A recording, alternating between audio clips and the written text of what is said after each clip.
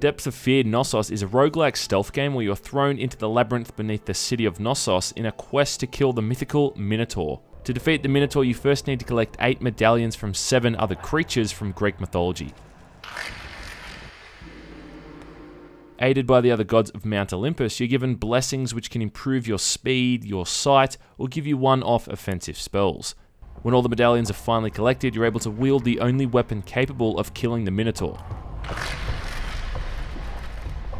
Developed by a team called Dirigo Games, this is what happens when someone takes the Medusa scene from Clash of the Titans and applies it into one game. You know the bit in the movie where Perseus is in her lair and she's just slowly hunting him down? Yeah, that scene was awesome, right? So why not adapt it into a video game? I'm talking about the 1981 film, obviously, not the remake with Sam, I can't decide on an accent, Worthington. Now this is a solid idea. Greek mythology has some of the most interesting and downright frightening creatures ever conceived, but does this all come together in the game itself? Well, I'm so glad you asked. Let's just find out, shall we? Now, I remember playing this game when it was still in early access, and it was so horrible at that point, even for early access, that I chose not to review it at all. Now, it's finally been fully released, apparently, so I'm willing to go back and give this game another chance. Now, I meant what I said initially, this is an awesome concept, but in the full release, it's like so many other horror games in recent years where all you're really doing is avoiding a much stronger opponent as you explore an environment to escape. In this instance, you're looking for a key to unlock the next floor. Now, there are 7 monsters in the game, 8 including the Minotaur, and each monster is comprised of 3 floors with a 4th floor that substitutes as a boss fight.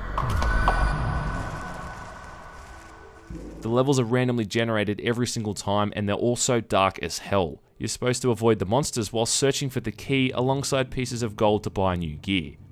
You're up against creatures like Cerberus, Hydra, a griffin, and yes, even Medusa herself. Like I said, it all sounds pretty damn cool.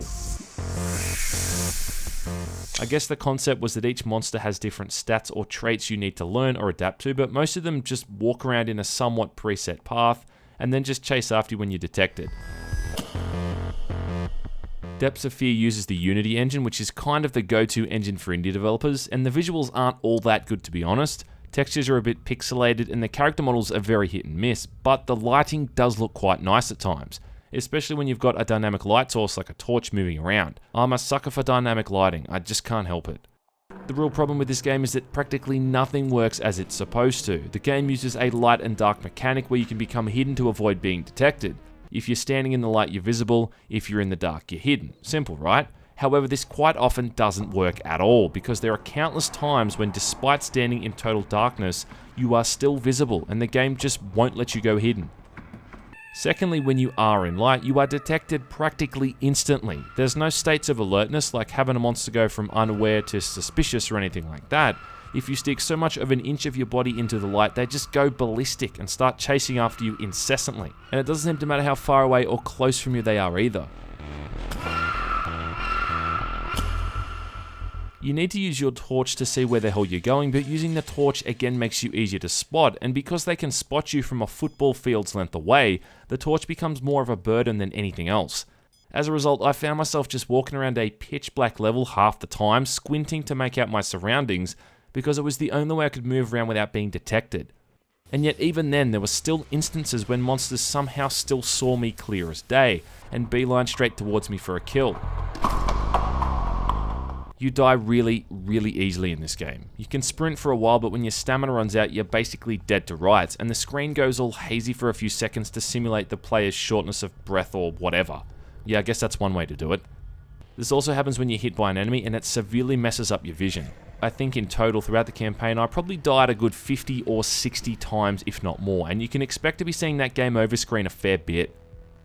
You can buy weapons which you equip at the start of each level to kill monsters and other creatures, but they cost gold to purchase, and you're only ever going to be able to find 1 or 2 pieces per level, if any at all. So saving up for weapons becomes something of an utter chore. You only ever need to worry about killing the main monster anyway, and doing this only kills them for a few short seconds, as they'll spawn nearby pretty quickly after. And whether or not you purchase weapons is pointless because at the beginning of each boss battle, they give you a weapon to use anyway.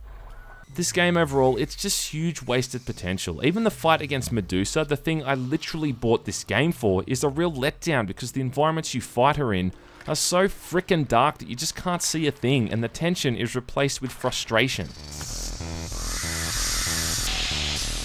What you've got here is a broken mess of a game. When I played it in early access, the stealth didn't even work at all, and they have fixed it somewhat, but it is still full of holes and often borderline broken.